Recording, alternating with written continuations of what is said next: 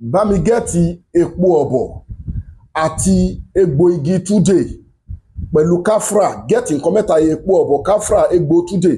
lọ mẹ́tẹ̀ẹ̀ta papọ̀ kó kúnná sọ di powder pín sọ́nà méjì mix ìdá kan mọ́ ẹni ọṣẹ tó bá wù ẹ́ tó bá láìkì láti lò ìdá kejì wá virgin olive oil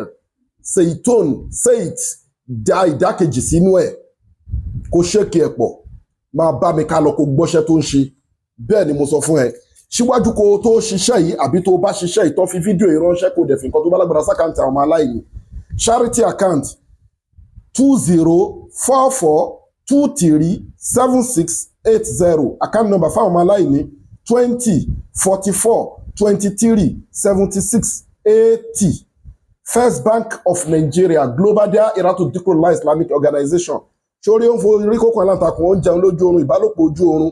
ọ̀rìnrìn rìnyàn mọ́lẹ̀ ó máa mú bọ́ làlákàlà ń bára ẹ̀ ní skul tó ti ṣe tán ìjákulẹ̀ èpè ègún wàláì tàláì iṣẹ́ tó wà òkè ni tí ó dẹ̀ lẹ́bọ lẹ́rù purification ni wọ́n ń pè ó máa fi ọṣẹ yẹn wẹ̀ pẹ̀lú warm water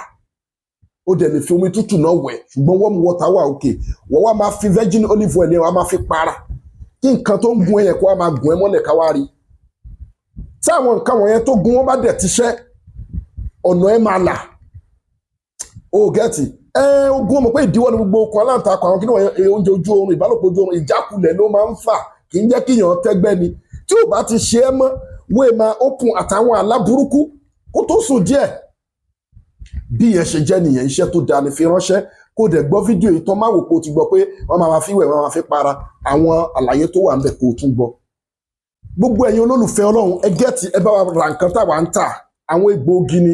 made in India packed in South Africa lórí èkéyìí àìsàn tó bá òkú dojú kẹ̀dá ẹ wò ó sì báyìí eléyìí ṣiṣẹ́ fún kí ni o prostate master powder gbogbo nǹkan tó ń jẹ́ gallbladder ìsétọ̀ kìnìkan urine issue ó rẹ́jẹ̀ nínú ìtọ̀ ẹ̀ oníwèétì mọ́ ẹ gẹ́ẹ̀tì ẹ̀ 50,000 là ń ṣe promo ní Nàìjíríà ẹ ti rí transformer 1100 power fún weak erection quick ejaculation low sperm count àti bẹ́ẹ̀ bẹ́ẹ̀ lọ memory booster ìsọ̀yè caterpillar fún tọkọtìyàwó tó ń wojú ọlọ́run bá fọ́mọ after period lóbìnrin máa lò all in one ikú nìkan ni kò wò very effective they are all powders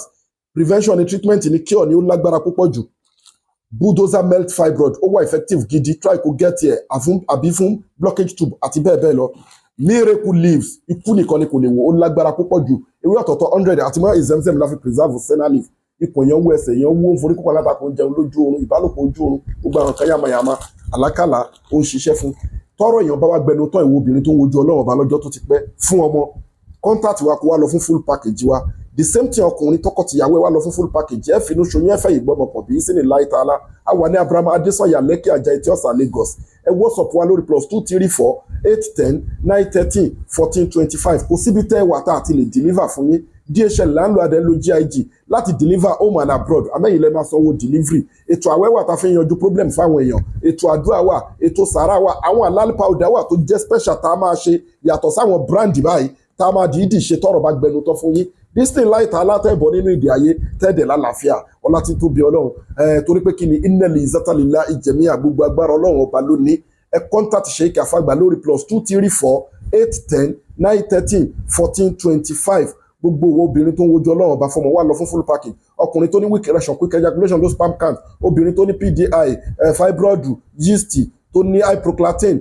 menstrual disorder gbogbo àwọn nǹkan bẹ́ẹ̀ wọ́n jókòó sínú womb wọ́n jókòó sínú ovary ẹ̀ àtẹni tó ń lálàkàlà àbẹ́ni tó wà lóyìnbó bí aláìsàn ẹni tó ń fa tí ò tó ra wọn ẹni tó wà lórí stroke diabetics asthma àwọn àìsàn ńláńlá bẹ́ẹ̀ yẹn ẹ contact wa for both natural and spiritual problem ó lọ́wọ́ ayé nú lẹ́sẹ̀ ayé nú ẹ pè wá bẹ́ẹ̀ ni gbogbo owó tilka wududullah wa ma yuti illa wa rasulahu wa ní kọjá inú àlọ́ ọlọ́run àti tòjíṣẹ́